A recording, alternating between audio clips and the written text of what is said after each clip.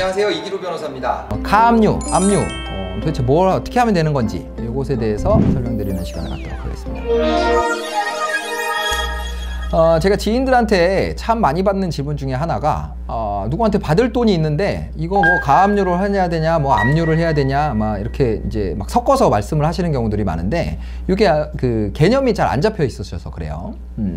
이걸 보시는 분들은 혹시 주변에서 이런 얘기 들으면 그게 아니다 이렇게 뭐 자신 있게 설명을 해주시면 될 것 같습니다. 자, 먼저 압류와 가압류의 차이에 대해서 설명을 해드릴게요. 자, 압류라는 것은 누군가의 재산을 강제 집행을 하기 위해서 일단 묶어두는 걸 말하는데, 압류는 판결문 같이 곧바로 내가 어떤 집행을 할 수 있는 그 전에 집행권원이라는 거 내용 증명 시간에 설명드린 적이 있는데, 집행권원이라는 것을 가진 상태에서 상대방의 재산을 묶는 절차를 압류라고 해요. 근데 이 가압류는 뭐냐면 그런 판결문이 없어요. 판결문이 없고 내가 이제 막 소송을 하려고 그래요. 그럼 내가 막 소송을 진행하는 중에 상대방이 내 재산을 자기 재산을 다 빼돌려 버리면 판결문 받아도 집행할 재산이 없겠죠. 그래서 소송에 들어가기 전에 상대방의 재산을 묶어놓기 위해서 하는 게 가압류입니다. 그러니까 가압류는 판결을 받은 것처럼 확정적인 권리가 아니에요. 자, 근데 이 가압류라는 것이 이 법률 절차를 진행해 오면서 되게 부당하게 이용되는 경우들이 많이 생기기 시작했어요. 뭔가 이 가압류는 어떤 절차로 이루어지냐면, 가압류 신청서를 접수하면 채권자가 제출한 서류만 보고 가압류 여부를 결정을 해줍니다. 그리고 가압류 결정이 난 다음에 이 채무자에게 통지를 해주기 때문에 채무자는 아무것도 모르는 상태에서 내 재산이 묶이는 효과를 받는 거예요.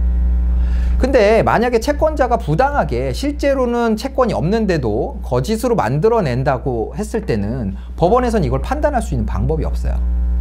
그래서 예전에는 가압류 이제 신청이 있으면 그 결정을 쉽게 내줬었는데, 요즘은 가압류로 인해서 채무자가 부당하게 어떤 재산의 불이익을 받는 경우들이 많이 생겨서 가압류를 엄격하게 보는 경향이 있습니다. 그리고 가장 큰 차이점은, 압류와 가압류의 가장 큰 차이점은, 압류는 공탁이 필요 없는데 가압류는 공탁을 해야 된다는 차이가 있어요.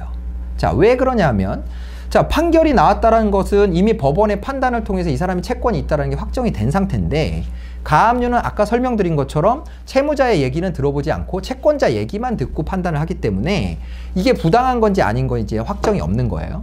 그래서 이 부당하게 가압류를 했을 때는 채무자에게 손해가 발생할 수 있으니 채권자 너도 그 손해를 담보하기 위한 공탁을 해라 라고 명령을 내리는 거죠.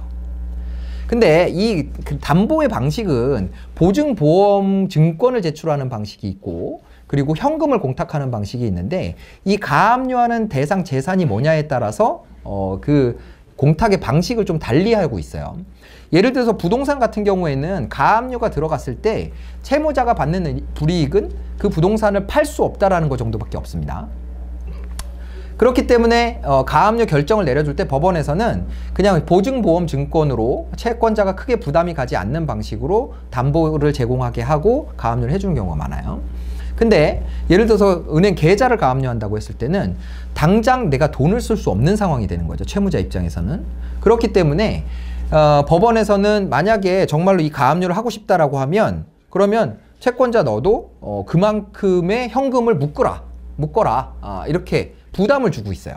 그래서 예를 들어서 내가 1억 원의 채권이 있는데 그 1억 원의 채권을 가압류를 하고 싶다라고 하면, 그 가압류 신청에 대한 결정을 내릴 때 법원에서는 7, 8천만 원 정도의 담보 금액을 현금으로 공탁하라고 그렇게 명령을 내립니다. 그래야지만 가압류 결정문을 내려주겠다 이런 거죠. 말하자면, 자, 나는 채권자 얘기만 들어보고 채무자한테 불이익하는 걸 하기 때문에 너도 그만큼의 부담을 가져라 라는 뜻이라고 생각하면 됩니다. 그래서 지인분들 중에 뭐 가압류를 되게 쉽게 얘기하시면서 나 가압류 해버리자 뭐 이렇게 말씀하시는 분들이 있는데, 사실 그게 쉽지가 않아요. 실제로 상대방이 압박을 느낄 만한 그런 가압류를 하려면 계좌나 채권이나 이런 직접적으로 재산이 묶이는 그런 가압류를 해야 되는데, 그러려면 자기도 그만큼의 현금을 법원에 공탁을 해야지만 가압류 결정을 받을 수 있다는 거죠. 그래서 자, 가압류는 정리를 하면, 가압류는 판결이 나기 전에, 소송을 하기 전에 상대방의 재산이 빼돌리는 걸 막기 위해서 그거를 묶어놓기 위해서 하는 절차고, 채권자의 얘기만 들어보고 결정을 내려주는 절차라고 생각하시면 됩니다. 그렇기 때문에 그게 부당한 것일 수 있다라는 가능성이 있어서 채권자에게도 상당한 현금이나 아니면 보증보험증권으로 공탁을 하도록 명령을 하고요. 그래야지만 가압류 결정을 내려줍니다. 그런데 압류는 확정 판결 같은 집행권한이 있을 때 진행하는 절차고, 그렇기 때문에 공탁 같은 것도 필요 없고요. 그리고 마음껏 그 어떤 재산에든 부담 없이 이 압류라는 절차를 진행할 수 있다라는 거죠.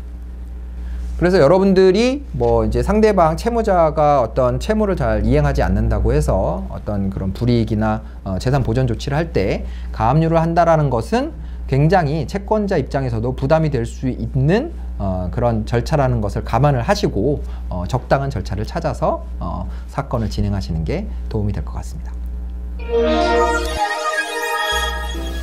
오늘 이변의 생활법률 팩, 압류와 가압류 어떤 차이가 있는지, 어떤 절차로 진행되는 것인지에 대해서 알아봤고요. 나중에 이게 좀 너무 이제 복잡한 사안을 간단하게 설명하다 보니까 이제 뭐 빼먹은 점도 있고 뭐 그런데, 좀 더 구체적인 부분은 추후에 시간이 될 때 한 번 더 설명을 드리도록 하겠습니다. 오늘 내용 도움이 되셨으면 좋아요 눌러주시고요. 다른 내용 보고 싶으시면 구독과 알림 설정 부탁드리겠습니다. 대표 변호사 이기료였습니다. 감사합니다.